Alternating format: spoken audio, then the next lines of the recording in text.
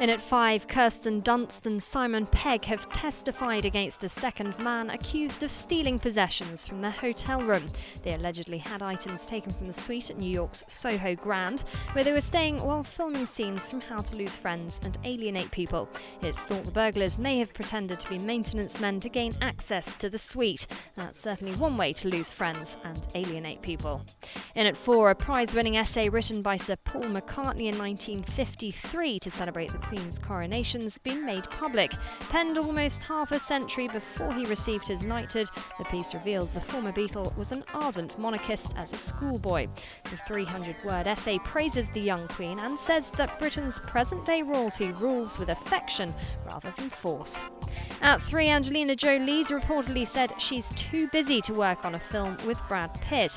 The pair met on the set of Mr. and Mrs. Smith, but Jolie's thought to have claimed she's too busy looking after their children to work with him again. Not surprising she's too busy. The celebrity pair have 6 children together. 8-year-old Maddox, 5-year-old Pax, 4-year-old Zahara, Shiloh, who's 3, and 15-month-old twins Knox and Vivian. In at 2, perhaps not the most obvious place to keep the most prestigious of awards, but it's understood Charlize Theron thinks the toilet's the perfect place for her Oscar.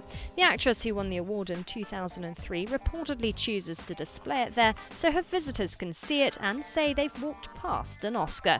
How generous. And in at 1, Britney Spears has reportedly been granted joint custody of her sons.